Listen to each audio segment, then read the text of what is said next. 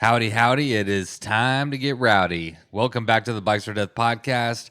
As always, my name is Patrick. I am your humble host and podcasting servant. Here again another week, thanks to all of you beautiful people. Let's start off by thanking this week's newest patrons who have signed up since last week's episode. We only have 3 this week, so if you typically skip this part, I bet you can make it to the end. So let's give a huge shout out to Ian Truesdale, Amir Hill, Nicholas Erdos Thayer, and that's it. Thanks so much for signing up to support the podcast over at patreon.com/bikes or death. And welcome to the after party. The next Bikes or Death after party episode is scheduled with Andrew Honorma this Friday, the 27th at 7 p.m. That is a podcast for patrons only, and you will be able to participate and listen in real time, as well as ask some questions and get involved in the conversation. So if you're a patron, be on the lookout for the link for that next upcoming episode.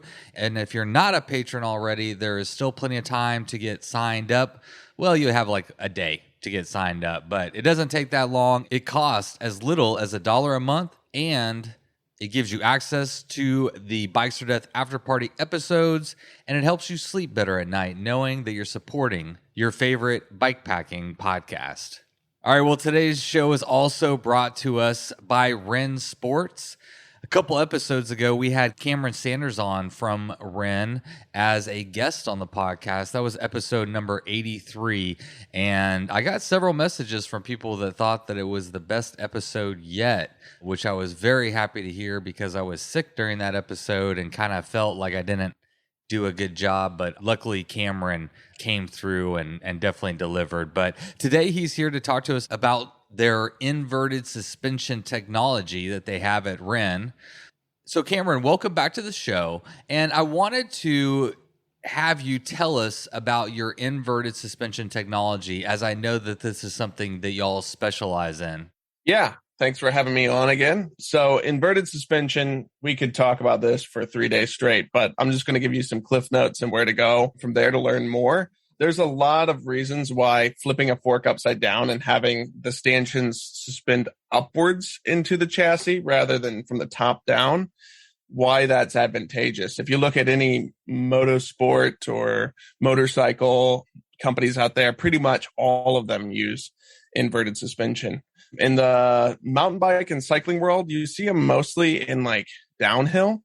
That's in part because weight isn't much of an issue with downhill bikes, and getting a inverted fork that's lightweight has always been a struggle because inverted suspension doesn't have an arcing crown. If you look at any of our forks, you'll notice, unlike other forks, there's no arc that goes over the top of the wheel. That means the fork has to be strong enough to keep things from twisting, since the two legs aren't connected to each other with anything other than the fork's axle. So it's more expensive for us to produce the chassis and the stanchions that are strong enough to not have twisting forces. So that's one of the hard things to overcome with inverted suspension. So if it's hard to overcome, why is it worth trying to make work? Good question. Yeah. So when the stanchions travel through the fork, on a traditional mountain bike fork, all the weight is down low. We call that unsprung weight. So when you're pushing all that through the system, it takes more of an impact for it to like begin to eat up travel. So your traditional forks are going to have to take a bigger hit before they find that they're going to move through their travel rather than an inverted fork. So regardless of how much travel we give you, what we're also providing is the ability to tune a fork that has a significantly better micro vibration deadening and dampening. So you could already imagine how this could be advantageous for bikepackers who spend a lot of time on mixed terrain, especially if you go from single track to gravel and back again. If you're doing a really long trip like the Tour Divide or the Baja Divide, this fork is going to do a lot of vibration deadening at tiny levels that your traditional forks just don't have enough hits to really engage with. And what that leads to is a lot less shoulder fatigue, elbow fatigue, wrist fatigue because your fork is significantly more plush on those initial impacts. That is one reason why it's really advantageous. Now, if you think about bike packing, besides just how the suspension is performing, think about all the modifications that we use to run water bottles or fork bags on the chassis of traditional forks. If you are using like the dryer hose clamps or the king cage clamps or one of the many other DIY hacks, think about what you're doing to your unsprung weight. You're adding more weight to your unsprung weight, which makes your fork harder. It's working harder and it becomes increasingly less sensitive to bumps. Now, if you think about our chassis being inverted, it's up top. Normally with bike packing, you want your weight as low as possible. In this case, moving your weight up a little bit is still well below your center of gravity. So it's still a good placement, even if our chassis is upwards. But now we've essentially still kept all the weight off of the unsprung weight because your chassis is not the thing that's moving. So our fork not only feels better in terms of bike packing and those kind of tunabilities to micro vibrations, but as you load up the fork, it doesn't change how the fork is behaving in regards to unsprung weight, which is a huge advantage to an inverted fork system for bike packing. Yeah, it actually makes a lot of sense, but I never would have thought about it that way if you hadn't just kind of spelled it out. But you're right, that is a lot of information. So if people wanted to kind of go research this for themselves, learn a little bit more about it, where should they go? So you can always go to, again, rensports.com and learn stuff there. We are in the process of doing a whole new website, so hopefully more interactive videos and content coming very soon. We actually had a video that we did with Ryan Doozer. If you haven't checked out his YouTube channel, he's an amazing bike packer and full of energy. He's been repping our Ren Fork now for the last year on his new Priority 600X, which is a bike built for the Tour Divide. And I had a longer sit down with him talking specifically about this subject. It's in Ryan Doozer's YouTube channel. It's also in the Ren Sports YouTube channel. And we'll put it in our show notes to make it super easy to find, as well as the website. Awesome. Cool, man. Thanks for coming back on, and we'll chat with you next time. Yep, you're welcome. Okay, folks, and remember that when you're shopping over there at rensports.com, if you find anything you like, put it in the cart, use code BOD10 to receive 10% off your entire order. Ching, ching, ching. Okie dokie. All bills paid. All systems go. Let's introduce the episode.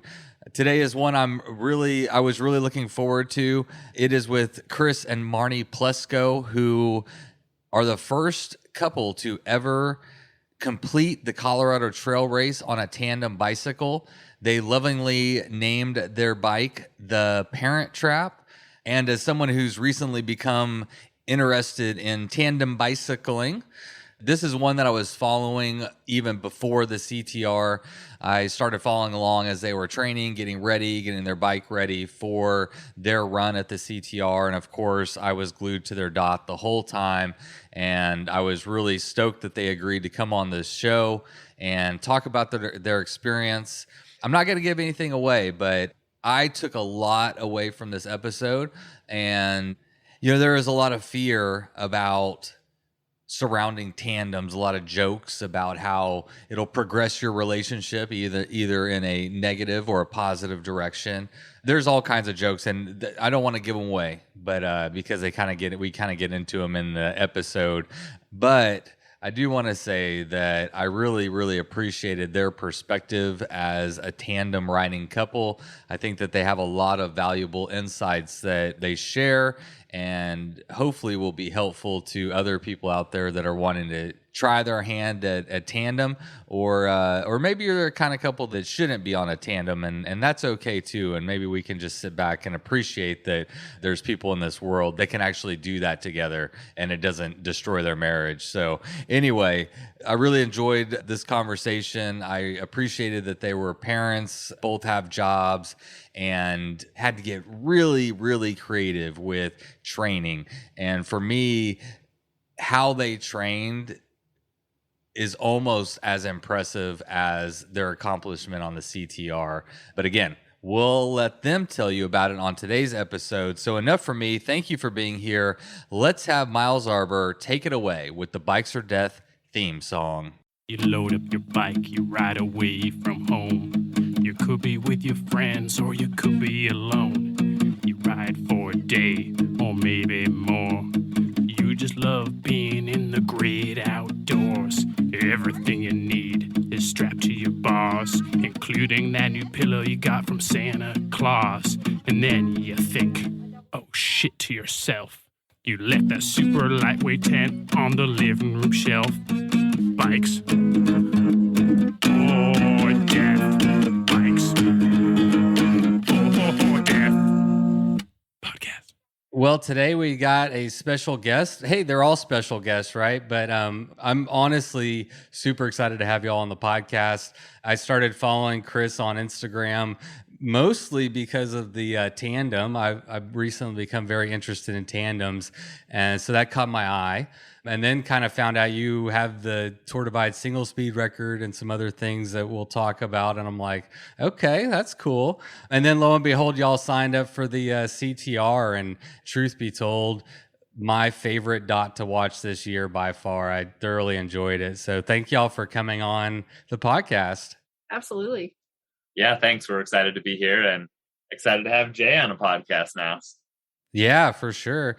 You know, one thing that I am excited about is the tandem, but also the fact that y'all are parents. And I'm a parent, I'm a single dad, and I think that that's a story that a lot of people can relate to. And so I asked if we could bring on one of your sons to chat for just a minute. So for the first time ever, we've got a young adult. Is that a fair young adult on the podcast? So JJ, thanks for coming on, bud. Real quick, tell me, how old are you, and what year in school are you? So I'm almost 11. I turn 11 in like 10 days, and I'm going into 6th grade on Wednesday. Oh, wow. Already, huh? Yeah. So my daughter is 11. She turns 12 in a few months, and she's going into 6th grade. When did you say your school starts? Wednesday. 3 days. Okay. Hers starts on Tuesday. So I was going to see if tonight's a school night or not, but not yet. You got a couple more, huh? Yep. So, JJ, are you in any sports? Really love playing soccer. What else are you into? Do you have any other hobbies? Well, I like cooking. I don't know. I haven't done much this summer since it's been so hot. Yeah, that's fair. With that being said, what do you think about what your parents just did, knowing how hot it is outside, knowing, you know, the temperatures, the rain, the cold, and all that? What do you think about this crazy trip that they just did? I think they're insane. Did you think they were insane going into it, or did you kind of realize the insanity of what they were doing as it kind of unfolded? I thought they were less insane going into it, but after it, hearing all the stories and stuff, I don't know how they didn't quit. Yeah, that's a wise perspective, and I think we will talk about that.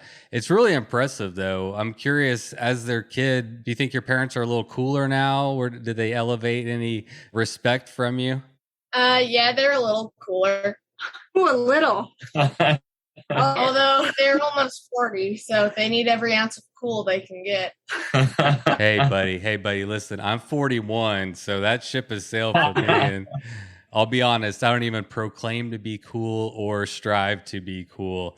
But I'll tell you one thing, you know, that example that your parents set of taking on a challenge that is extremely difficult and not quitting is more important than being cool, actually. And so I think they are cool. I think they're awesome.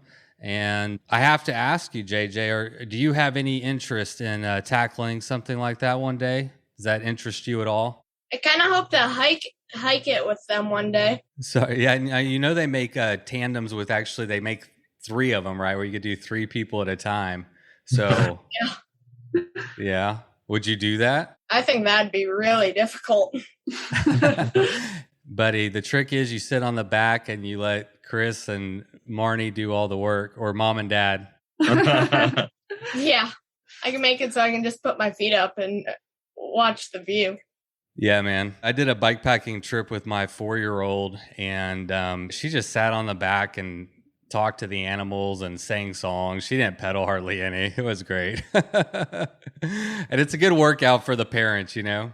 Well, I think Jay and Ben are going to have some adventures coming for sure. He's forgetting a lot of the adventures I think he's been on before. He's actually done a 3-day Colorado River trip in his own pack raft, and we've climbed the second Flatiron from our house via Tandem, and a whole bunch of other fun little adventures. They hiked 13 miles up Mount Elk and his brother and made the summit.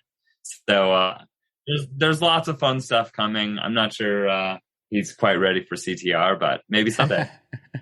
I didn't specifically say CTR. I think there's probably a couple levels before CTR. Might not be advisable. That might be the ultimate parent trap right there. Right. All right, JJ. Well, thanks for coming on, bud. I guess, do you have to go get ready for bed? What time's the bedtime for you over there? I don't know, like 7:30 or 8ish. Well, we're getting about there. Thanks for coming on the show, JJ. Yeah, it was fun. Good. It was fun for me too. So, yeah, he's just underplaying all of his accomplishments, huh? Yeah. Yeah. Him and his brother are quite the little adventurers, but definitely from a kid perspective, right? One day it's super fun and they want to do it, and the next day it's hard. So they're still learning, but they've had a lot of really cool adventures so far, and I think there's lots more to come. So how do your kids take to those kind of harder adventures? I mean, I've done it. I've had kids, and it's not always fun. They can be cranky, they can be hungry, all that stuff. So how have they taken to it? They are like minute by minute kids. So they seem to take turns. One will love it, and the other one at that time hates it, and then they flip flop pretty much the whole time. So it's rare that both of them are like psyched at once. That's funny. Yeah. How old is your other one? Your other boy, right? Yes, he's almost 8, so he's still pretty 8 and little. 11. Okay. And he, you got to bribe him with fruit snacks every 10 feet. Like, come on, buddy. He's also the one sprinting to the top of the mountain, when the rest of us can't breathe. He's like, we made it. Now I'm going to run to the top. So that's pretty funny. Which is actually more impressive because all that whining and stuff just burns energy. So Yeah, he's actually totally. should be tired. That's what I tell him. Like, buddy, you're making it harder by whining about it the whole time. No, Yeah. I'm not. That's funny. Well, it is, man, it's an act of love when you're a parent, really, to try to pass that on. I don't, obviously, I'm just meeting y'all for the first time, but you don't just accidentally take your kids on these adventures. It's a lot more work. It has to come from a place of love, a love for, the outdoors, and also a love for your children to want to introduce them to it. I just love it. We don't have enough yeah, we probably don't have enough parents. I didn't want to make a bold statement, but I think we could look around and say that maybe enough parents aren't, taking their kids outside and, teaching it to them. And we can maybe even talk about how, the world hasn't, been designed to really recreate outdoors. But that's a whole nother rabbit hole. So what was training like, being a parent? How were y'all able to train, especially on a tandem? It was challenging. I think the pandemic really brought around a lot of changes for a lot of families. I know I've talked to other parents who are like, yeah, never left our kids before until, there was no babysitters and no grandparents and nothing, right? And so we would go for a 15-minute run and make sure that everyone survived at home. And I think the pandemic kind of brought that on with, getting us a little bit more freedom to kind of work around the neighborhood. And so that eventually would buy us, an hour to go ride outside. We also have a trainer, and believe it or not, you can hook a tandem up to Zwift, no problem. And we spent a lot of time riding on Zwift in the basement, before work, after work, because we could be home with the kids and they could be sleeping and we could go for a ride, right? We ran, I think, a lot of mornings, maybe 3-4 mornings a week before work, get the kids out of bed, get get them eating, go for a quick run, come back and take everybody off to school. So, just trying to find as many places to consistently work out from home or near home. That was probably a pretty big part of it for us. Yeah, that's incredible to think about. That's a whole nother layer of motivation and dedication to, take on this challenge because, let's be honest. I mean, riding in your basement on a trainer or, just going around the neighborhood block, a million times is not exactly inspiring, Was that difficult or am I making it out to be a bigger deal than it actually was? I think it was difficult for sure. And I think it was a big motivation for this adventure because had zero time alone in the pandemic because we were both teachers. We were teaching from home. The kids were learning from home a lot of the year and we had no time. So these little adventures we could take outside was the only time we had with ourselves. And so we were like, oh, what if we could do a big thing of multiple hours alone? And it really inspired us to want to take that next leap of like a big long trip because these little hours were great, but we needed a little more time to be ourselves and not parents or teachers. So yeah, that's amazing. Go ahead, Chris. Yeah, and thankfully, eventually with the vaccine and things getting sort of more normal. I mean, I wouldn't say back to normal, but more normal. Marni's parents were able to watch the kids. We were able to send them to summer camp a little bit this summer, not every day, but we did a couple camps and things so that we could have a couple week training block, before the CTR to get a little bit more mileage and outside. We had like a big overnight planned and it got, canceled at the last minute. And certain things, really relied on previous experience of being outdoors. We didn't get to test them as much as we would like, but we made the best of the training time that we had and kind of got as much training in as we could. And we finished almost every ride saying like, man, I wish we could keep going. So that was the thing, DTR, right? Hey, in 9 days, in 2 days, in 1 day, you're going to get to keep going. And so that was super motivating too, right? Because normally we had to rush home. Normally we had to be home soon. Or normally we just had an hour. But now we got to spend 10 days together, which is something, we hadn't done in 11 years. That's interesting that after spending so much time in lockdown that y'all wanted, you didn't want to be apart. You're like, man, we just want to be together away, which is a really good sign. Yeah, let's hope so. I wanted to talk, you both in tandem, made post about, I didn't know this. I was actually, Chris, you had made a post about kind of dealing with the realities of coming home and which one was the greatest challenge, the CTR or coming back to real life. And then Marni, I was looking at your social media and I saw you had a really nice post about, the recovery process and that transition between, real life and being on the CTR. Maybe both of you could speak to this, but how has that transition been? You're off the CTR, maybe about 10-ish days or so? Yeah. For me, it's a whole new experience. And I've watched Chris come back from big rides, Tour Divide, CTR, AZT, stuff like that. And he would kind of go through a little funk afterwards. And from an outsider's perspective, I see that I'm like, oh my gosh, you just did this amazing thing and have this great accomplishment. How can you be like bummed? But I get it. And it makes sense. And for me, I still have yet to have a night where I'm not dreaming that I'm riding bikes. And it's getting tiring. Like I would like to have a different dream because I wake up just like exhausted from riding my bike in my dream. And I want to wake him up because he's going to make me get back on the bike. And so it's like a weird double world of like, I go to sleep and I'm back there, but I'm awake and I'm here and I'm hungry all the time but don't want to just eat all the time because I know that's probably not good, but it's a weird experience to recover from this for sure. And I've been lucky enough to be home. I go back to school tomorrow. And so I've been able to be home with the kids and take a few naps here and there. And that's been a good thing. Chris, you already started work though, right? I did. Yeah. My school starts early. And So I was back last Monday. So I had, Thursday, Friday, and the weekend to kind of recover as much as I could and get back into work. And, I think Marni and I are really lucky in that we love teaching and we love our schools. I am super grateful to be a teacher and a leader at my school. So going back to work was not, a negative, but it's really hard to make that switch from the trail back to being, on out.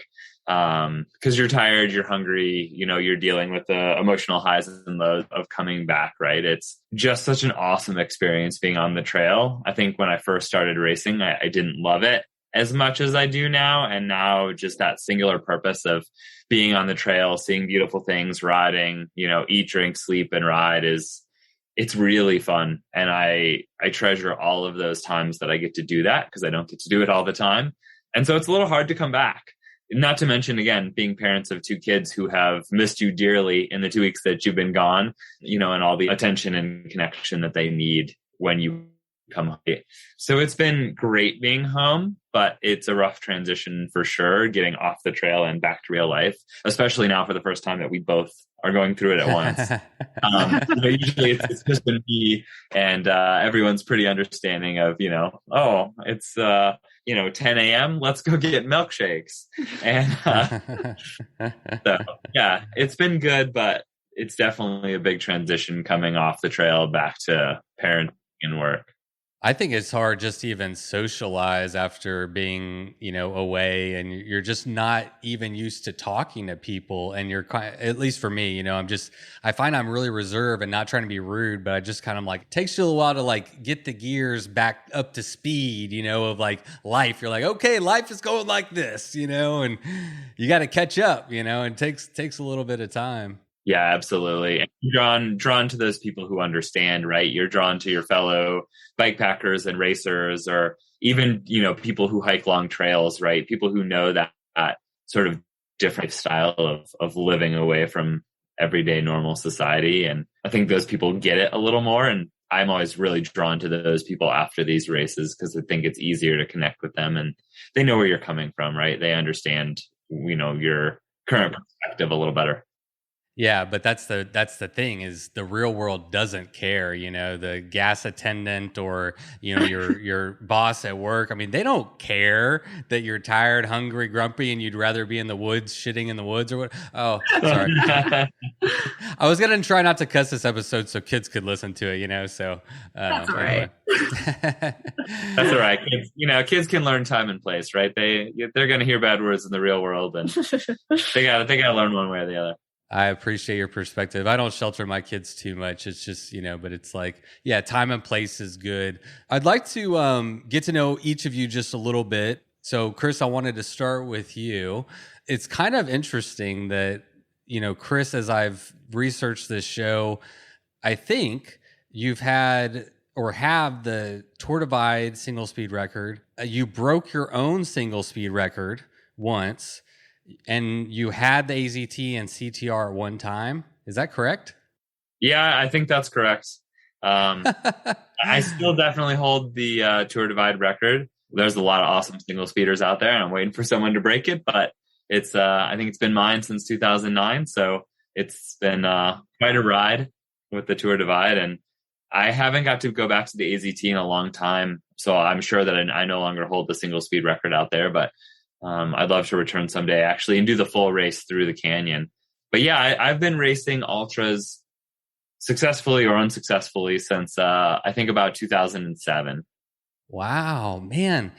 It's so crazy that there was the only article I could find on you or either of y'all was about the tandem. You've done all this stuff and there's not been, and maybe I couldn't find it or whatever, but I mean, there hasn't been interviews, podcast, bikepacking.com articles. The local news didn't come and talk to you. Is it crazy to you that now the tandem has got everybody wanting to holler at you hey, let me slide into your DMs? I've definitely had a few interviews and podcasts and stuff over the years and but not a ton. And I think it probably owes to the fact that I've kind of come and gone out of the racing scene a bit, right? I raced a lot from '07 through '09. And then at the end of '09, I broke my ankle in an avalanche. And I was a career changer. I actually was an engineer before I was a teacher and went back to school to teach. And so I've had some pretty long breaks from cycling where I've either done other stuff or, gotten fat and out of shape and just lived everyday life. And then I've kind of been back cycling again since kind of 2014 and raced really hard through, 2018. And then just I've probably put a lot of time in my building and time being a professional. And that takes me away from racing here and there. And same with 2 kids, right? So I've kind of been in and out of the scene, but I love it. It always draws me back in. And again, getting to do this on the Tandem was kind of just a neat twist on stuff I've been doing for a long time. Yeah, for sure. Your injury, did it just take you away from being able to physically do things for a while? And then did you lose like motivation? You just got fat and lazy or what happened? I think Tour Divide '09 took a lot out of me, both physically and mentally. That was the biggest thing I'd ever done by far in my whole life. And I set a pretty big, audacious goal to break Kent's record, and I broke it in a pretty huge way. I think it took a while to kind of find the hunger to ride again. I spent a bunch of years after the avalanche, climbing really seriously, ice climbing, alpine climbing, sport and rock climbing, and just kind of doing something differently. And that is where I spent a lot of my time for sure. And then, again, cycling just kind of drew me back in, single speeding drew me back in. And once I get riding again, I truly love to ride, and I truly love all the places on a bike. So I think the injuries over the years have been, sometimes they take a little wind out of your sails and a little time to recover, but it's just, for me, I think it's kind of the phases of life, right? Things ebb and flow. And sometimes I have time and energy and passion to put towards cycling. And sometimes that time and energy and passion is, needed for my family or my work or other things. So, yeah, I always talk about, time and season. There's a time and season for everything. And, especially as you get older, have kids and jobs, there is only a finite amount of time. And you really have to prioritize, well, obviously job and family. Those are at the top of the list. And bikes can sometimes fall down lower than you like them to. And that's just the way life works. Man, I'd love to hear a little bit about your 2009 single speed ride. Maybe you could give like an overview. I actually didn't get a chance. I guess I could have, but I never got around to like looking up your official time for that as well. So I'd love to hear a little bit about it. Yeah, sure. So I kind of found the divide as it was really getting. I was at the start of the 2008 ride with Dave Nice is a good friend of ours. And so we went up there with Dave and Jill Homer in '08, I think. And I was going to do an ITT that year. So I didn't start with the race. I actually started, I think, 3 days behind. And I definitely went pretty bold. I didn't have a sleeping bag. I had some puffy clothes and a bivvy. And I don't come from a camping background. I don't come from an outdoor background growing up. So all of this was really new to me. Like the first time Fixie and I went bikepacking, I think I had a puffy coat and a bivvy sack, and we slept in the rain by the Colorado River all night on the Colorado Trail. And got up the next morning and rode out for a while. And, so I was learning everything as I went. And ultimately in '08, I was unsuccessful on the divide and pulled out in Lima, Montana. And Marni drove a long way, 1,000 miles up to come get me. And then I actually did the CTR that year. So I kind of came home, recovered a little bit. We mostly just went on some hikes of 14ers and stuff like that since, she was off work, and I had my first successful CT run.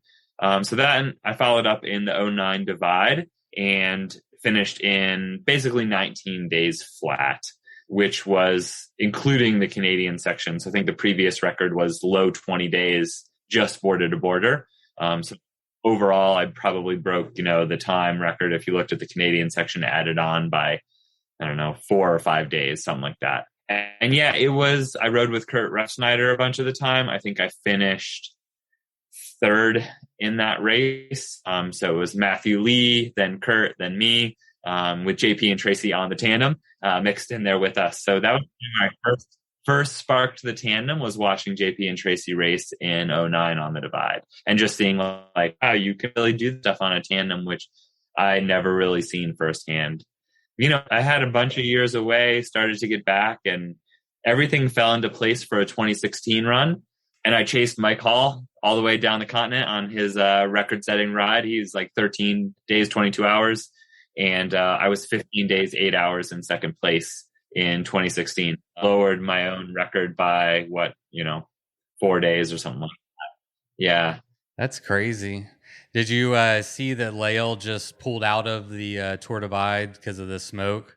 No, I didn't. But I was wondering if the smoke would be an impact. I know her and Andrew were out there right now. And again, I love everyone in the community. It's super fun to cheer people on. I raced with Andrew in 2016 on the Divide and have followed his ITTs ever since. And I'm bummed to hear Lael pulled out. That's no fun. But the smoke is serious. And again, like, you don't want to, being a bike racer, ruin your long-term health over the smoke. So hopefully she's up. Yeah, I think she's, I don't remember what year it was that she got like bronchitis and had to go to the hospital and then got back on the trail. But she's been on the podcast a few times. I think she's, learned from that and probably made the right decision to just, pull out. But it's just cool that, everybody misses Mike Hall. It's really neat that you got a chance to ride and race with him. But, every stab at that record is really just, a nod to him and a tribute to him and his legacy. How important is your Tour Divide record to you? If someone, let's say Bailey Newbury, I don't know, throw out a name. Yeah. Let's say Bailey goes out there and, I don't know if you have ever listened to the podcast at all, but he was on the show and made the statement that he felt like the overall record could actually be taken down on a single speed. So yeah, how important is your record? Would you go back out and get it, or is it not that big of a deal? I'd be lying if I said it wasn't important, right? At this point, it's like, oh man, I've had this since 09. It's been a big part of my life. But no, absolutely. I hope that someone goes out and break it. And I agree with Bailey 100%. I think the right year, the right rider, the right luck, because the Tour Divide requires a lot of things to go your way. I think the overall race win and potentially the record can go down on the single speed. And if Bailey or Gareth or Hefe or anyone else, that loves to rock the single goes out there and takes it down, I would be ecstatic for them and super thrilled. Whether or not I get to make another solo run, I think depends on a lot of stuff. Part of me really wants to do another solo run, but the realistic part of me also knows that everything has to fall into place with home and work for that to happen. The way that my work situation worked out in 2016 for that run was perfect to a T, and I set up some stuff to make sure that I had the capability to train like that again, because I probably don't right now in the same way. So yeah, maybe I think we'll see what happens. If someone breaks my record, I would probably be motivated to go back out, but I'd also be just really excited for them. It's such a wonderful experience, and it's even cooler on a single. And if someone goes faster, they go faster. Records are meant to be broken, and everything's going to keep progressing forward. And that's awesome. Certainly I will not hold the record forever. And I wish whoever is the new record holder all the luck in the world. Very nice. Very diplomatic answer. We'll see what happens if they really come and take it. No, I'm kidding. Right? For sure. I think you're right. You have a great attitude about it. All right, Marni. So again, no, I didn't find any articles or not a lot of podcast interviews or anything. It sounds like maybe you're a little bit newer to ultra endurance bike packing. When did you get into it? Did Chris suck you into it? How did that go down? Yeah, it's definitely new for me being a participant. I've supported him through everything over all these years. And so I've been a part of the community, but I've not done any of the races. So it's very new to me for sure. We've done biking together since the beginning. We like to joke. One of our first dates, Chris took me over to Batasso, which is about the easiest mountain bike trail in Boulder that there is. And I borrowed a bike and I sat down like halfway through put the bike down, cried my eyes out, said he was the meanest person in the whole world for taking me on such a hard bike ride. And now that we ride our bikes, it's laughable because it's like a kid's trail, basically. But, so ever since then, we've done riding. I did shorter cross country racing before kids, time trial, road stuff. And it was always really fun. We did some bike packing-ish adventures. We did a 3-day tour of Kokopelli, which was awesome. And it was one of those like 4 days ahead of time. We had a couple friends doing it, asked if we wanted to go. So we did it. And that was really hard, but we did that and have done White Rim a couple of times, 2 days, 1 day White Rim rides. Once kids came along, a lot of that got derailed for me. And it was really hard to support two people doing things with little kids around. So his latest Tour Divide, we had a 5-year-old and a 2-year-old. And basically my job was to drive all of them to Canada, drop off Chris, drive back from Canada with 2 little kids, drive to Mexico with 2 little kids, entertain him while he was gone. And that's been totally fine. I totally accept that role and it was really fun. But now that they're getting older, we've been able to sort of dig my bike back out of the shadows. And once we got the tandem and we were able to do it together, it's so much more fun than 2 separate bikes. We always joked that I could ride with Chris on his rest days. That was more my joke. He didn't say that, of course, but we're very different speeds and different riders. And well, your husband is this Tour Divide single speed record holder, so I mean, he's faster than a lot of people. He is, definitely. I remember riding after his first Tour Divide. We went out on our road bikes, and it was less than a week later, and he is just riding down the road and just falls over on his road bike. And that was such a great moment for me. I was like, look, I'm riding better than you are. But yeah, he's always been really sweet and loves to ride with me. But the tandem took it to a whole new level where we could be more on an even plane together and one person wouldn't have to wait, or you can actually hold a conversation. So yeah, so I think that got me thinking we could do a big, long adventure together because I wouldn't feel like I was holding him back and he wouldn't feel like he had to wait for me. And I think Marni undersells her endurance too. She has done so many of our big adventures, like I wouldn't say off the couch, right? But like the training time that she had versus the training time that I've always had is pretty drastically different. And so our Kokopelli in 3 days was completely unsupported. You know, we hauled everything from the start, and she was putting in basically huge days off the couch on that ride and pulled it off with no complaints. We started running through the pandemic, and like she has never been a runner, and like did a 3-hour run, no problem. Like just crushed it in the middle of the pandemic. So I find that women are, I think, naturally better endurance athletes. I mean, if I had to guess, it probably comes from motherhood and just having to have like greater endurance and than men. Like men, maybe like we have the speed and some muscle to wrestle down a bear or something, but women have endurance. I mean, they're like, pain, what pain? I'm going, you know? Yeah. I mean, there's a lot of truth in that. And that's one thing I love about ultra endurance racing is it's an equalizer in so many ways, you know, which I personally love about it. Marni, I'm curious, what was the transition for you? I mean, you went from, you know, the first ride being a miserable experience where you're about ready to, I don't know if y'all were married or dating at this point, but it was almost over. It was bikes or death. You were out of it. And I mean, now you're going on Kokopelli. Now you're doing the CTR in a tandem. What was the transition? Yeah, for you? I don't know how I got over that first ride. I don't know what happened there. That was a long time ago. But really just once we had kids, that time where we could be together was so precious. And I think that really got me motivated to spend longer times doing bike rides because we could be together doing something we both enjoy, and and it became a more precious time. So of course we want more and more and more of that. And somehow that dwarfed into, let's do CTR. Sure. Okay. Why not? I can't help but ask, and I don't want to put you on the spot, but did you reach a level where these trips fulfilled equally in you something that Chris was getting out of it? Because your answer there, you said, well, I got to spend more time with Chris, and so that was a big motivator.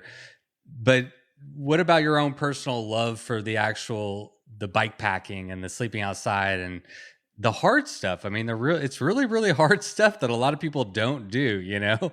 It's kind of crazy for, you know, if you go to your PTO meeting, you know, and you're like, what'd you do this weekend? I did the Cocapelli.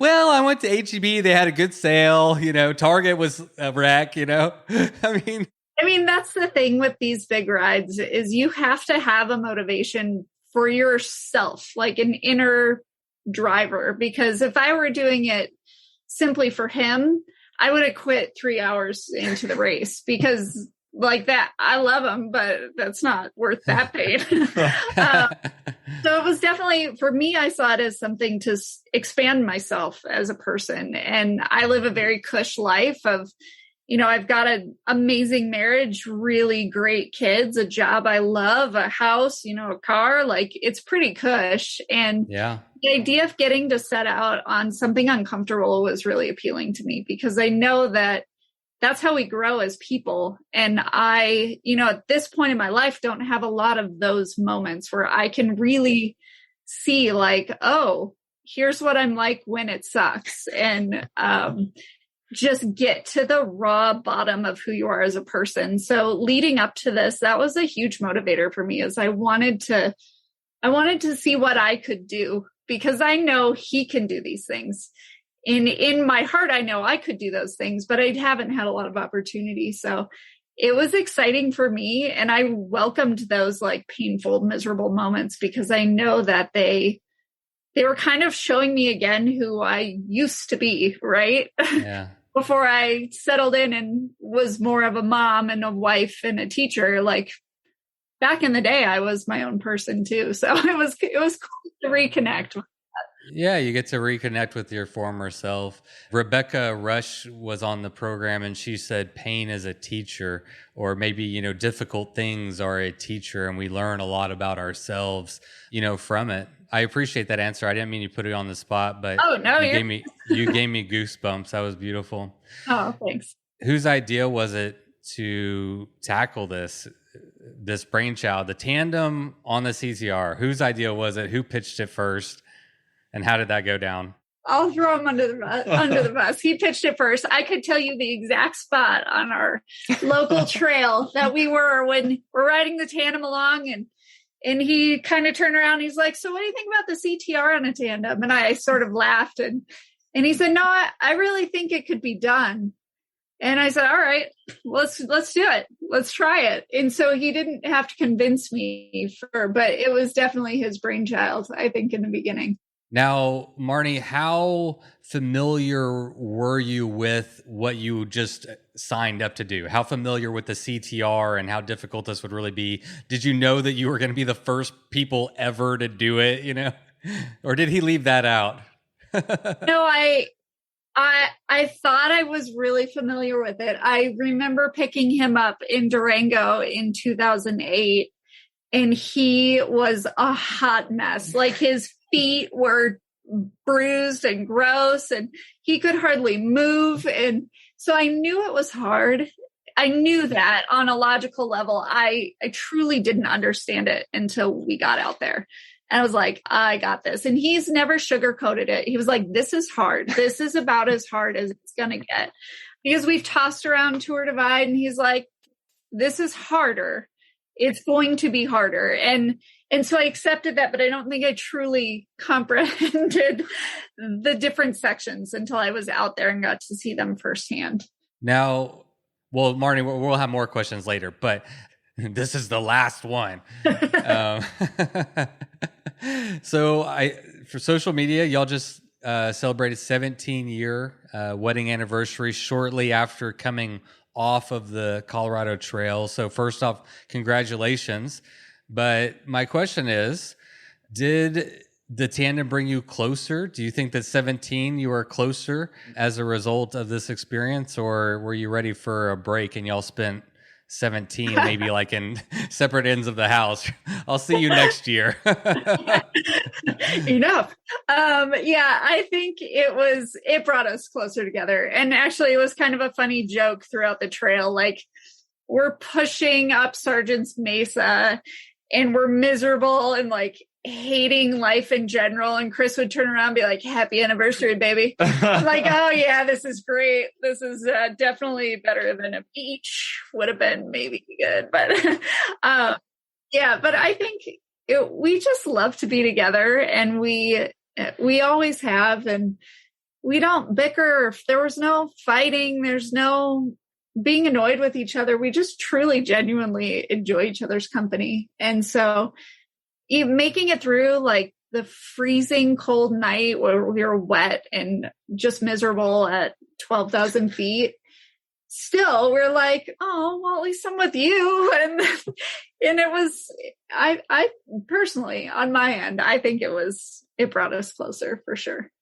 No, I agree. I mean, I'm happy to be home and I'm super happy to be back with our boys. But, you know, if we could have kept riding, I don't think not wanting to be together would have kept us from, continuing on, right? If someone was like, hey, you can yo-yo the trail and everything at home is fine, I don't think we'd be like, oh, no, we're sick of each other, right? Like that wouldn't have been the answer. But yeah, I would love to do something like that again. I love to be together. I think 16 is better than 15, which is better than 15. And, we're looking forward to as many more anniversaries as we get to have.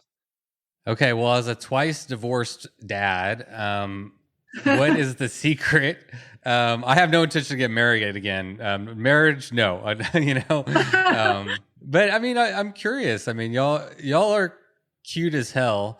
And I've interviewed couples before. This is not normal. It's not normal. All right. I mean, I have friends that are couples. Do y'all work on it, or have y'all always had a pretty easy? I don't think any relationship is easy, but you just always like gotten along and enjoyed each other's company and stuff. We have, like anything, it's its own form of work at times, but we met. I was 18, about to turn 19. He had just turned 19. I feel like we grew up together. So this was 17-year marriage anniversary, but y'all been together since the beginning of time. Yeah. So I feel like we've gone through a lot. We've gone through the ups and downs of everything and everything in between. And, we like each other still. Somehow. Yeah, that's cool. Hey, it's great. That's the tip, right? Is just start off with someone that you really like. That's it. Right. And just, you have to work on those things that are hard, right? Like we've worked really hard to try and be honest and open with each other, right? Like when you're on the CTR and you're freezing cold and the other person isn't, or when you need to stop and the other person doesn't, like it doesn't do any good to hold it in, right? Just talk and be honest and know that honesty is not a judgment of the other person. And there's a lot of trust with our relationship after all the things that we've been through. Our life is, as Marni said, pretty easy by comparison to many people's lives. And we're really lucky to have what we have and to have built what we've built, but it hasn't always been that way. And we've been through some times where we were pretty poor, or we didn't have a lot, or, family has been sick. And and growing through those things together has been an opportunity to make our marriage stronger. And so we tried to take that opportunity and make it stronger and not tear it down. Well, it's like you said, it's every challenge is an opportunity to learn, to grow.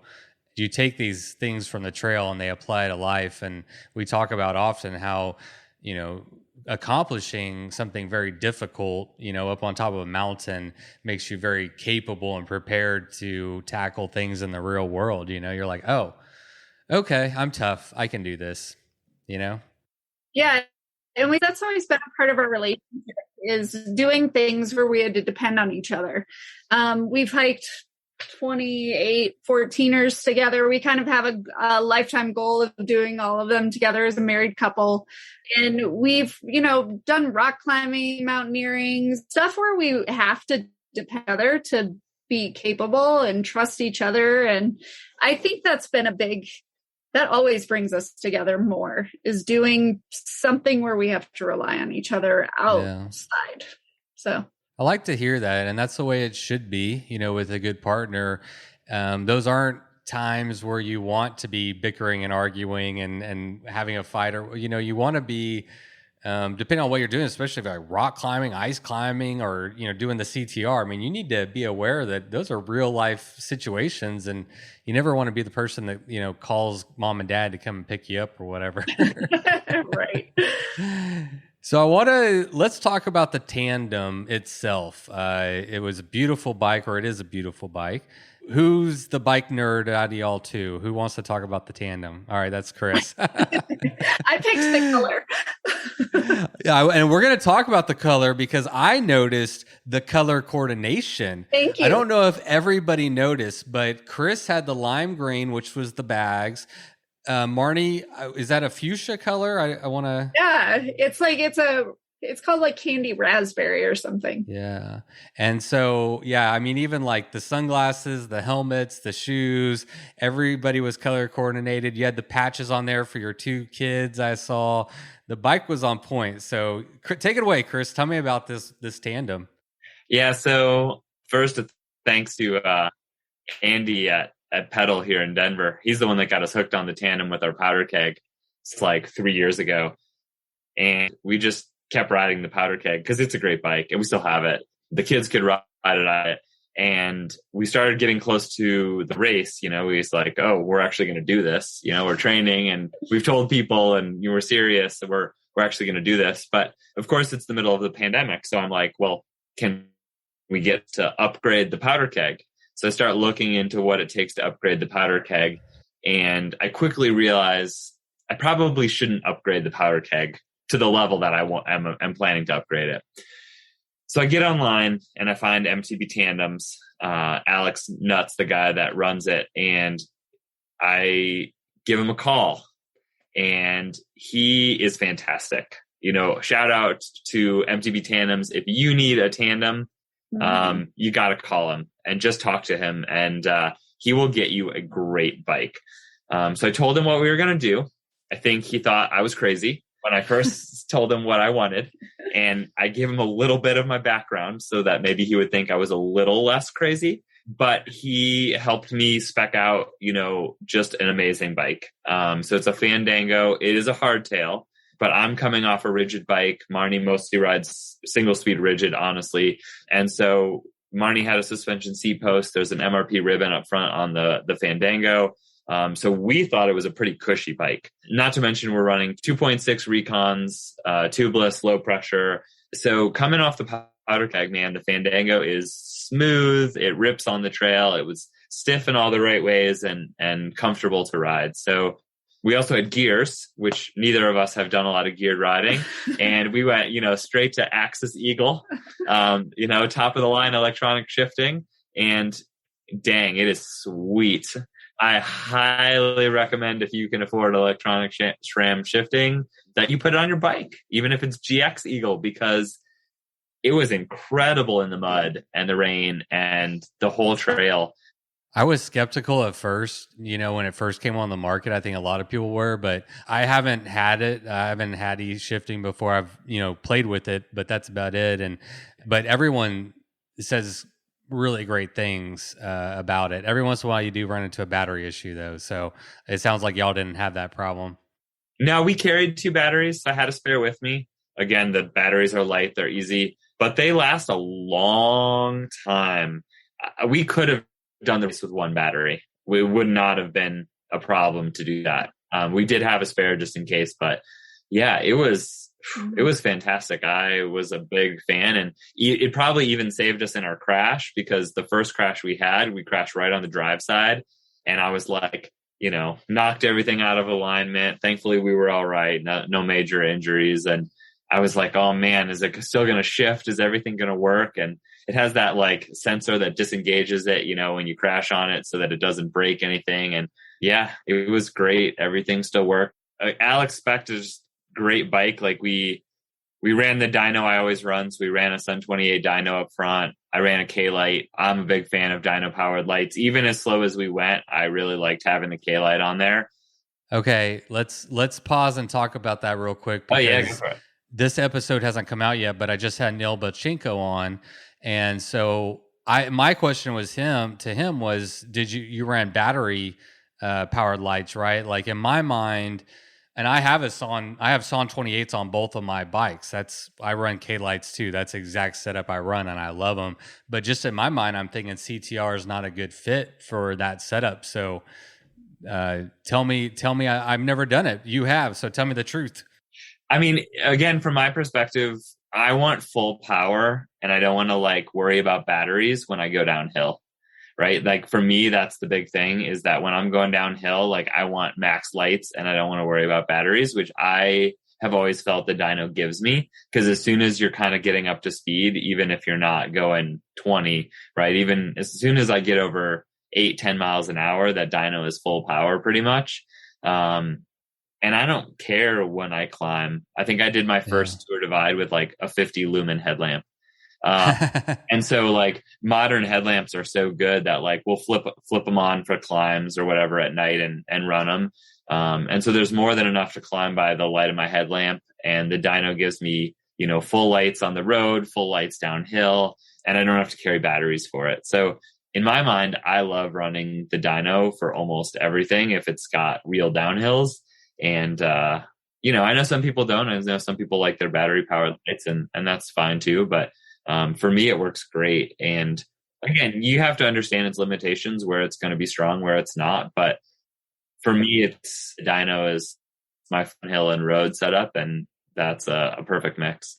Did you run into any challenges packing the Tandem that you didn't typically run into for packing, you know, your own bike? I have gone pretty crazy light the last few races on the CTR, like no sleeping bag, foil bivvy, pretty minimal kit. So we brought a lot more gear on this ride than I normally bring. So the Tandem had a ton of packing space and that made that a lot easier. But, you know, there's a lot of stuff for two people. I think people look at the space on those bags and envision one person's worth of stuff, right? You know, the only things that we get to share is the shelter and a stove. And pretty much other than that, everything else is doubled up gear. And so we had stuff, you know, packed in everywhere. I would say we didn't have any trouble getting everything on the bike, but we used every bit of space that we had. And we had backpacks for kind of overflow, whether it was food or clothes, you know, depending on which section of the ride. You even had that tiny little bag I saw there. I mean, there's just the tiniest little part in the frame what was in that bag? That was tools, but honestly, that was more for like, you know, both of us really like need things to be symmetrical and to look right. And we, as Joe started plotting out the bags, we weren't going to put a bag there because it was so tiny. We're like, what could possibly fit in there? But we're like, it's going to look weird if there's not a bag there and drive us crazy. So we had to make a mini bag, and I shoved a bunch of tools and stuff and parts in it, and it worked great. Yeah, no, I noticed that. We'll put some pictures of y'all's Tandem up on the website and Instagram and stuff, so people will be able to. I'm sure. Well, maybe not everybody's seen it, but it's got some pretty good publicity for sure. It really does stand out, especially with those bags. The electric yellow and pink, man. It's awesome. Yeah, it's a good looking bike. It made me jealous for sure. So let's talk about this year's CTR, 10 days, 13 hours, and 13 minutes. I'm curious going into it, were you excited, nervous, regretting your life decisions? How are y'all feeling going into it? I would say overall, I was definitely nervous, but excited. Was not regretting life decisions until we were driving to Durango the 2 nights before. And it was like constant lightning, hail, mudslides, rock slides. I was like, I can't go out in this. And that was a few hours of regretting life decisions. But other than that, I would say I was excited, like 70% excited, 30% nervous. That's fair. What about you, Chris? I was pretty excited and a little unsure how it would really go when we put tires and feet to the ground for real on the CT. Like, again, as Marni said before, like, I knew how hard the CT was. I think she knew how hard the CT was. I didn't know what it was really like, right? Based on training, like, you know, our pace was all over the place. Sometimes we could go almost as fast as I could go on a route. And other times, you know, we were 2 times slower than what I would do on a similar route. A lot of times we were about time and a half slower than what I would do on a route. So there was just a lot of unknowns. Like, we didn't really know how many days it would take us to get to Silverton and how many days it would take us to get to Buena Vista. So a lot of it was, you know, educated guesswork and, you know, knowing what to do if we couldn't make it here or there, and kind of then just hope for the best and dive in. You know, no one had done it on a tandem. The only attempt that I could find that was anything serious was not successful and did not get very far. And I think weather had a lot to do with that. So, you know, nothing against that pair. They were certainly a capable pair, but we tried it late in the season after it had started snowing. And Sam and Katie Newberry, who have done the Divide Tandem, they did the underground race, the Colorado Endurance Series race that goes from, you know, the highway to Durango. And it took them like 13 hours to do that, which is not a slow time, you know, not as fast as the winners, but not a slow time. So we thought it could be done, but we didn't really know. So there was just a lot of uncertainty leading up to the race of like, how's this actually going to go when we leave? This is probably a good question for you, Chris, but I mean, expectation versus reality for, you know, were you faster than you thought? Did it go better overall than you thought it would? I mean, you've done it before again, so you know exactly what you have in store. Marni gets the privilege of going in blind, which can be a blessing, you know. It was, for sure. I think that we did better than I thought overall. Honestly, if the weather hadn't really pounded us the last few days, we'd have likely been in a day or more earlier. And again, you know, knowing what we know now, if we ever did this course again, I think there's some significant time to be saved off of, you know, our time. We were also fairly conservative, knowing like, hey, we just want to get to the finish. And so if it versus stop and sleep a little longer, we erred on the side of caution for this race. But in many ways, I think we did better than I thought. Going in, I said, if we can get to Spring Creek Pass, you know, the end of segment 22 on our third evening, I said, if we can get there, we can do this. And we got there and we felt really good about life overall. Mm-hmm. And I think we were pretty confident, at least not that, you know, something wouldn't go wrong and stop us, but that we thought it was possible at that point. Yeah. Marni, what about you? So you had a completely different, you know, set of experiences going into this. You'd only seen the after effect of what Chris had gone through and heard about it. So what was your expectation versus reality on the trail? I would say it was overall pretty similar. It was a lot more hiking than I expected, but that wasn't necessarily a bad thing. Again, the weather threw some wrenches in what I thought it was going to be like. If the weather was perfect, it would have been more on par expecting, but I would say overall it was pretty similar. I tend to dramatize things so I'm not disappointed, you know, so I think like the worst and hope it's better. And so I think I thought the worst and it was like pretty close. So it was good. I was mentally prepared for it. It didn't like surprise me pleasantly in a lot of spots, but it was good. Describe what the worst is. I mean, what was, you know, I was thinking about, you know, I talked to Neil Belchenko and it's like, he's out there for 4 days. Y'all are out there another 6 days. So that's a whole nother weather system coming through. So, yeah, what were the conditions like? Well, it was rainy and lots of rain, lots of thunderstorms, lots of rain for a lot longer than normal. Right. I think we were both ready for like wicked thunderstorms to roll through and pound us or get hail or whatever and then clear out, right? And then usually evening is better. And unfortunately, that's not what we got. We got a lot of like late in the day storms. So like starting to rain, 4, 5, 6 at night, and then just not stopping all night. Like we had a lot of times where it rained all night. Yeah, it was, I'm born and raised in Colorado, and what I have always known about weather did not hold true. I was like, no, I got this. I know what it's like. No, it's not. It rarely rains for 12 hours here. That was a new adventure for sure. So, real talk, how did y'all deal with those moments? Because again, as Colorado residents, that's not typical. That's not ideal. How would y'all deal with those moments? And were there any moments where you're like, that's it? One of y'all is like, I'm done. Take me home, I think we got lucky in that our third day on the trail was really nice. And actually most of the fourth day on the trail was really nice. So like we kind of had a rough intro. We got rained on the first night. We got rained on a lot the second day. We managed to get a room in Silverton and dry out. And then we had a couple days where the weather was a little better.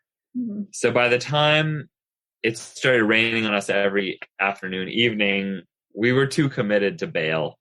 We made a mistake one day, really marching up high, trying to get over Kokomo Pass and down into Copper in the rain. And we got both pretty wet, pretty cold. And, it was a reasonably situation of like, okay, everything's wet. We're wet. It doesn't look like it's going to stop raining. We're, somewhere between 11 and 12,000 feet. And we've got to stop for the night and recover because this isn't going to stop. And even if we push to Copper, there's probably nowhere to stay there anyway. So, we like just come together as a team, right? Like, okay, what are we going to do? You're going to do this. I'm going to do this. We're going to jump in the tent. We're going to get dry. We're going to, do our best. And we just had to work together. The benefit of two people is like one person is usually calm. So that person can keep, the other person calm. And making it through that night was rough just because I was pretty cold. Marni had a warmer sleep setup than I did. So I didn't sleep a ton that night, but I was, warm enough that everything was okay. And hey, what happened to cuddling?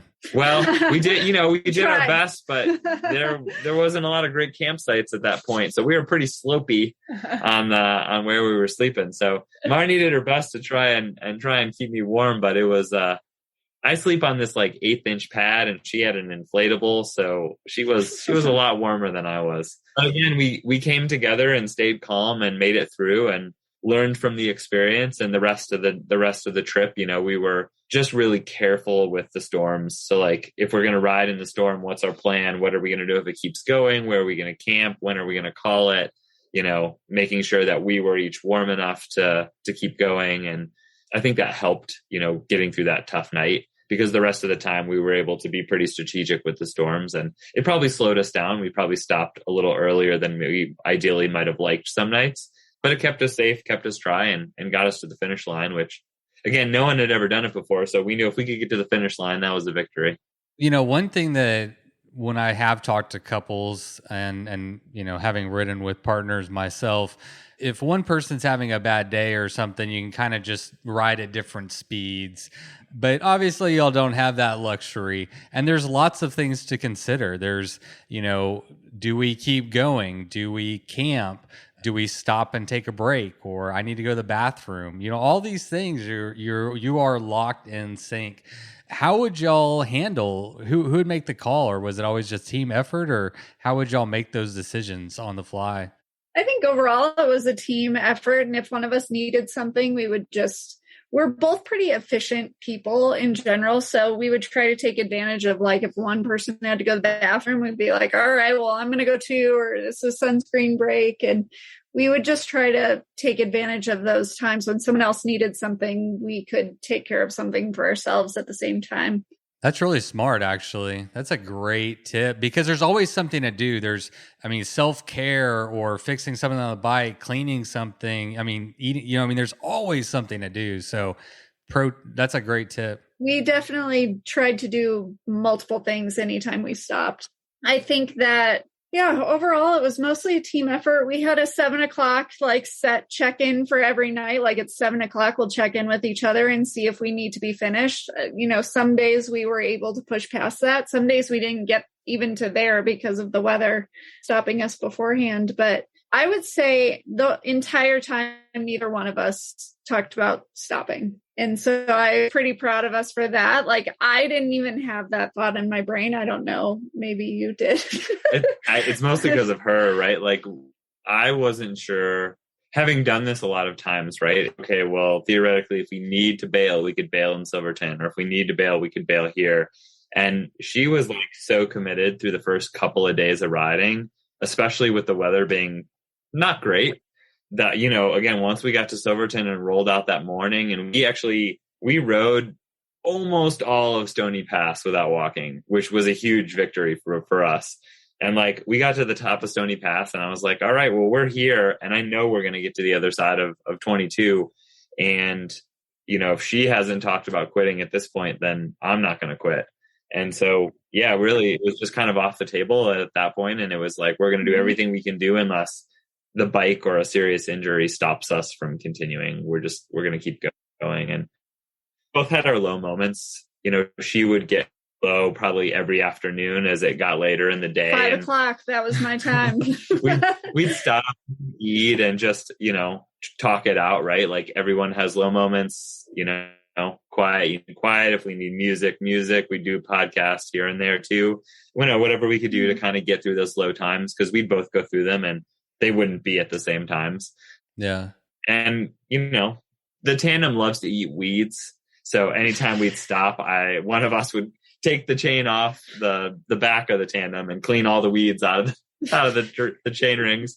So that was always something else to do. Why is it? Because the turning radius is so much greater what's causing the weeds to get in there? No, because you have two chains. So the timing chain's coming from one side around a chain ring, and the drive train's coming around the other side. So on a regular bike, when you eat a weed, it goes around and then it can fall out.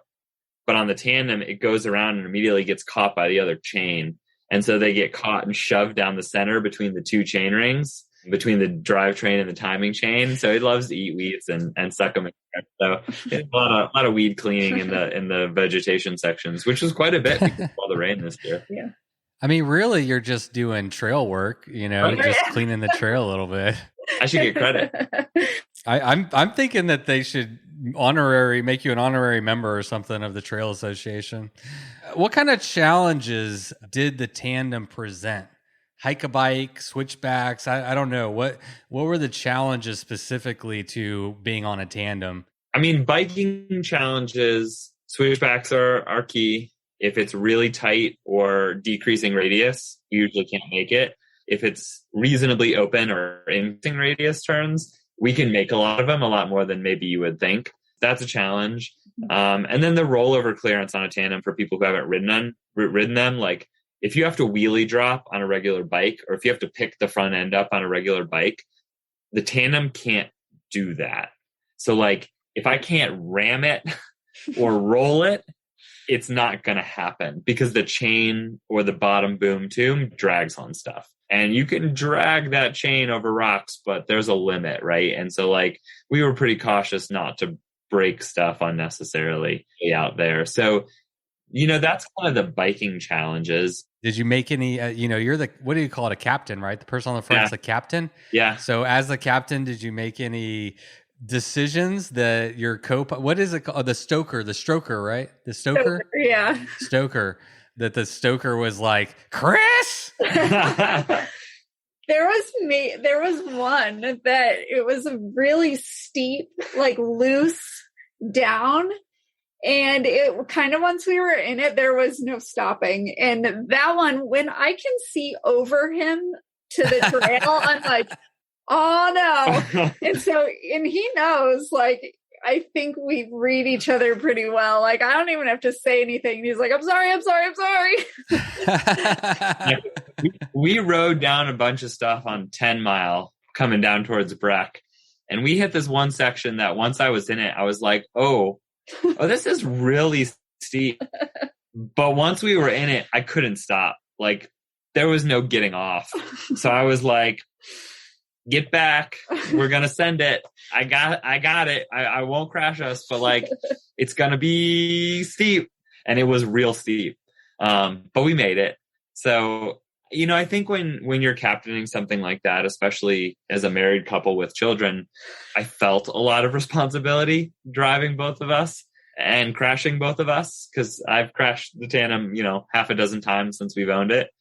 And it's not like just crashing yourself, right? Like you're crashing your partner, you're crashing another parent, and both parents are on the race, right? So you don't want anything to happen to both of you while you're out there. So I felt a lot of responsibility, and I have a lot of technical riding skills. I've ridden these trails for a lot of years and am pretty confident in my ability to look at something and know if I've got.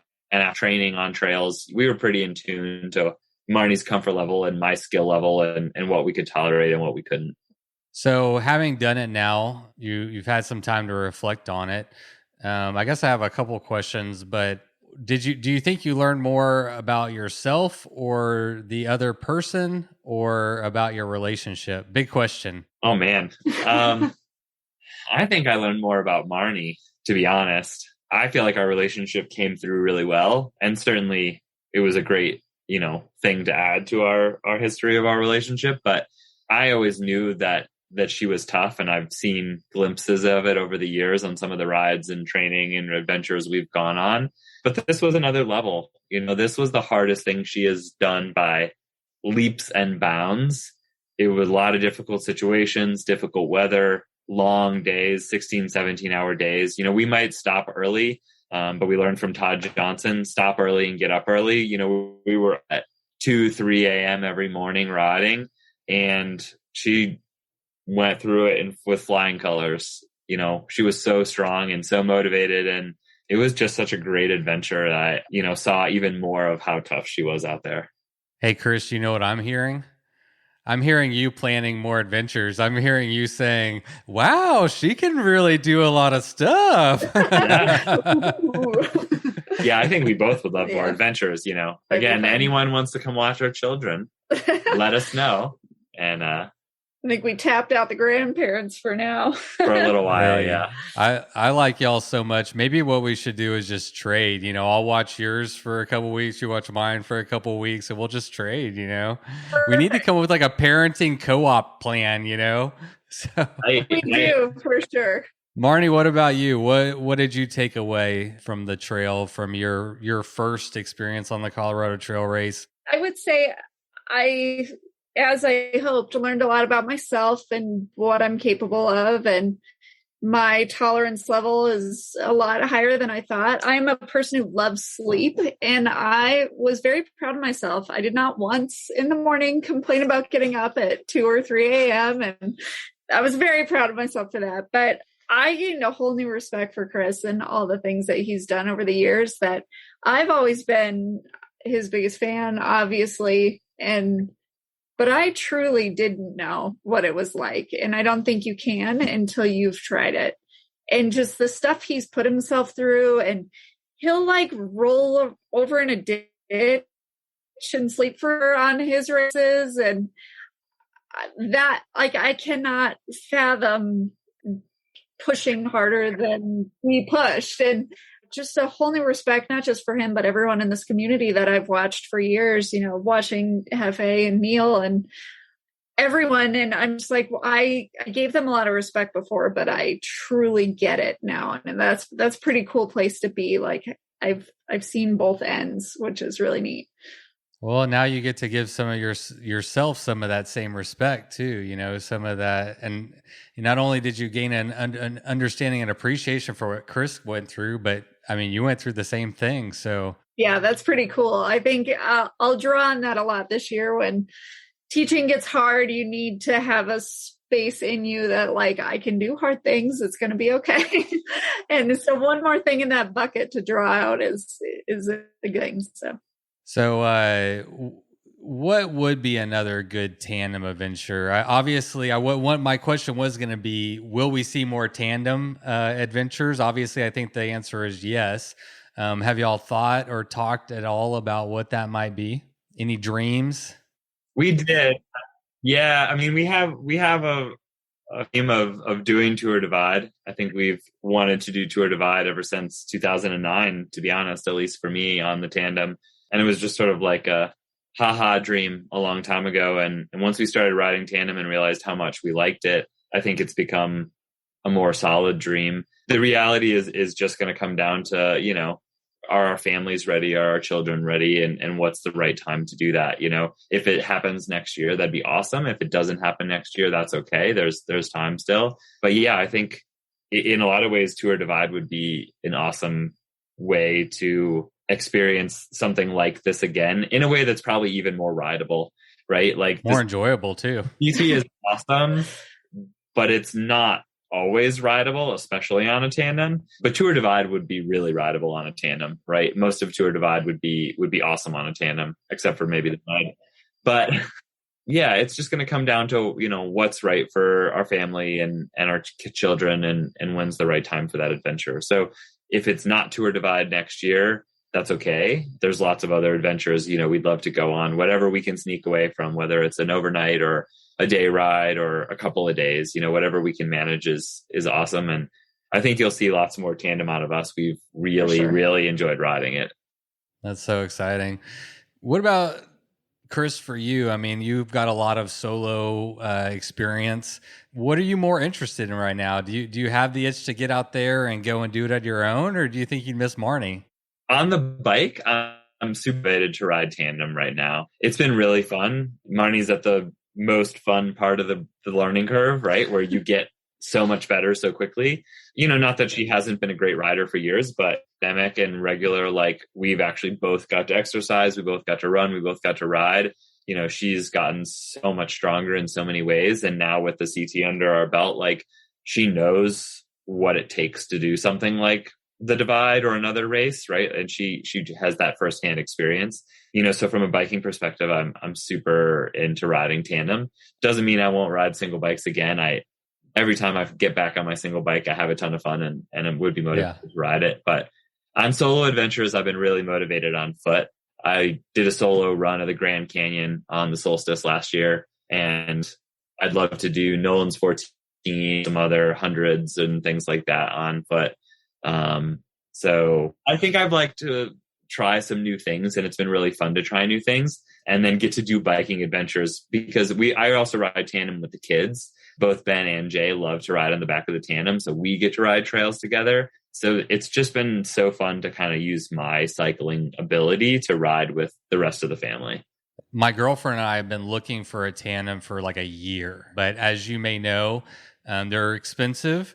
And it's hard to find one that, you know, is in both of your sizes and all those things. And so, man, after a year of looking, we purchased like an old Trek. I mean, it's not like super old. I think it's like 99 or something, but it's got like gravel tires on it. So we can like take it off, you know, and do some gravel riding with it or whatever. We got it for $500 and it is sweet. It's like I mean, I'm telling you, it is a good deal. But we are beyond excited, and we've talked about the whole, you know, being a couple and doing this and, you know, all the fears, but we're like not worried at all. You know, we really enjoy each other. We'll see how it goes, but I mean, I don't know, we just like riding bikes. We like being together, and, you know, bikes are fun. And so, but for us, soon to be new tandem riders, and for anyone else that's like maybe thinking about getting into tandem riding with their partner, each of y'all give us one piece of advice, maybe one hot tip from the professionals. I think my biggest piece of advice is, if you enjoy it, do it, and don't listen to all the naysayers. Like, everyone will be like, that's crazy, or people think they're making really unique jokes, but everyone makes the same joke, like, oh, she's not doing any work back there, or oh, you know, you're gonna get divorced when you get back. You know, it's, people think you're crazy, and everyone's like, oh, we could never do that, and kind of make you feel weird for wanting to do that. But I'd say just do it and enjoy it, and enjoy the ride for sure. And I know it's cliche, but it's so true that every time we get out together, we enjoy it. So maybe on the other foot, Marni, if you're not enjoying it, just let it go. It's like the one we bought. Exactly. The one we're buying is from a couple. Obviously, it didn't work out, and so just let it go. Don't push it. If it's not working out, I don't think it's going to end very well. But yeah, I mean, the couples we know that ride tandem seriously, like they love it, right? Like they go out on the bike and they're having a blast, and the tandem makes that better. So if it's not making it better, maybe it's not your guys' thing, and that's okay. But my tip for starting out riding it is just start on stuff that you feel real confident on and feel real in control on, whether that's bike paths, whether that's easy gravel, whether that's easy trails, right? Like start easy, because even as a really solid bike handler, there's a lot of weird little things to get used to.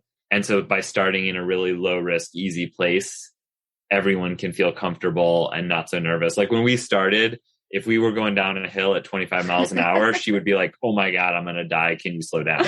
And now, we can rip down technical single track, right? And it's fine. But if right off the bat, every time she was scared going fast, I just ripped it faster, I don't think she would have enjoyed it, right? And so just honor that everyone kind of getting used to it. And the stoker has to put a lot of trust in the captain. And so take time to put on that easy stuff and build that trust, because the captain has a ton of responsibility. I like that last. The captain has a lot of responsibility. Yeah, I mean, it is true, though. There's a lot of trust on both ends. No, there's mostly just trust on the stoker. Yeah, pretty much. As soon as that came out of my mouth, I was like, that's not right. Oh my gosh. Well, I know y'all got a kid that probably needs to be put to bed, and I could talk to y'all all night long. I really, really love you guys, and I wish we lived in the same town so we could be friends and go and ride tandems together. But y'all rock. Y'all are such a great couple, and doing. It's just, it's exciting, obviously, as someone who loves to do this kind of stuff, to see other couples who are strengthened by these experiences, and you seek them out as a way to strengthen your relationship and grow together. And not like you were saying about how, you're going to get divorced and all the negative stuff you hear. I mean, y'all are like the antithesis of that. So thank y'all so much for coming on the show, man. I really appreciate the opportunity to get to know y'all a little bit more.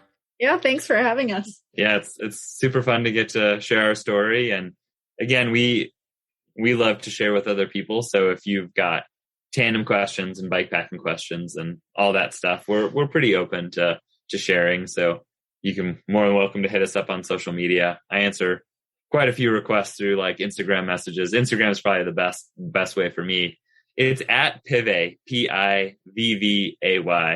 There's a whole story about the name, but basically it's a made up word. But yeah, hit me up on Instagram if you've got questions or want to know about things, or we're pretty open to sharing our story. And well, you did I think it was I can't remember now if it was before or after the CTR, but you did a Q&A on your stories, and you had a ton of questions, and I read every single one of them. Great answers. I mean, you have a wealth of knowledge, so. Yeah, for sure. I always see like Neil making videos, and like my dream is like, I'm going to make videos describing all that stuff. But the reality is I'm probably too busy to do that stuff, but I'm not too busy to answer a quick question on Instagram. So if you've got questions or want to know something, hit me up. Don't be shy. And I'm happy to answer when I got time. What about you, Marni? If maybe there's some ladies that might want to seek some advice from, a fellow stoker. Are you on Instagram, Facebook? What's a good way if someone wanted to connect with you? I am. I'm also on Instagram. It's Mrs. Pivvay, that weird Pivvay, or just Marni Plesko on Facebook. I'm happy to answer any questions or listen to any complaints from trying this after they heard our story.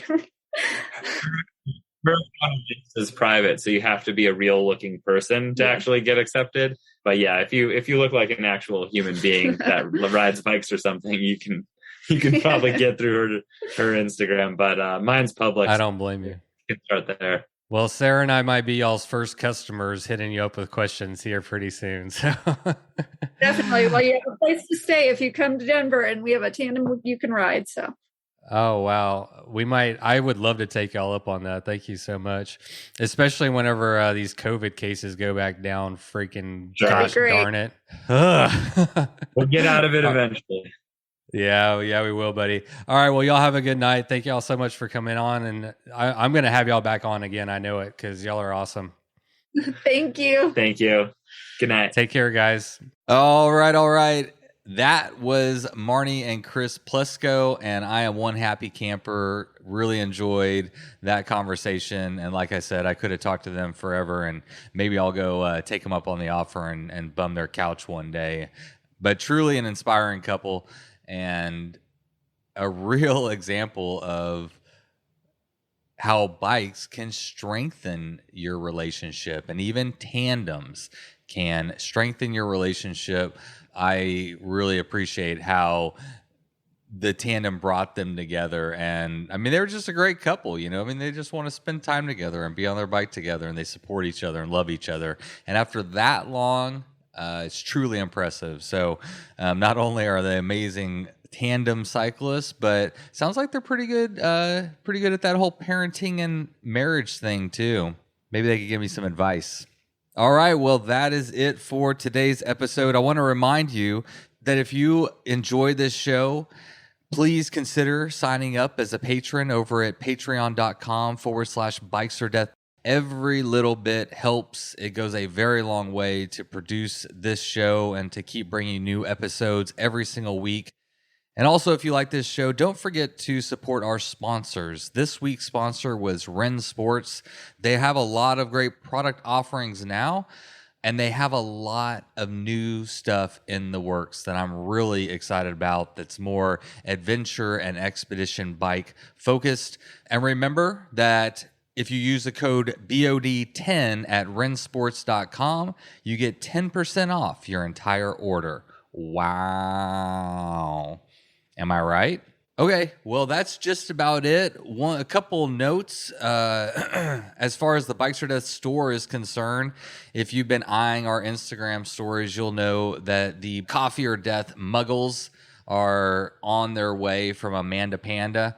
This will be our second round of these unique, one-of-a-kind ceramic mugs. Every single one is different. No two are the same. She makes them by hand and ships them to me with love, and we sell them to you with an equal amount of love. But last time they sold out in just a few hours, so we will be announcing those on Instagram and Facebook when they will be up on the website and available for purchasing. So keep an eye out for that. Those will be coming soon. And our titanium cups that I keep thinking will be here soon are in limbo. I dropped them off to our engraver. He told me it'd be a week. After that, he's like, maybe next week. And I just sent him a text message again, and he's like, maybe next week. And so anyway, what are you going to do? There's like one engraver in my town, and apparently they're busy. So we're just going to wait patiently because that's what I'm good at. All right, everybody. Thank you so much for being here on today's episode. I've got another great one lined up for you next week. So I'll see you back here. But until then, thank you for supporting the show. Now go ride your damn bike. You load up your bike, you ride away from home. You could be with your friends or you could be alone. You ride for a day or maybe more. You just love being in the great outdoors. Everything you need is strapped to your bars, including that new pillow you got from Santa Claus. And then you think, oh shit, to yourself. You left that super lightweight tent on the living room shelf. Bikes.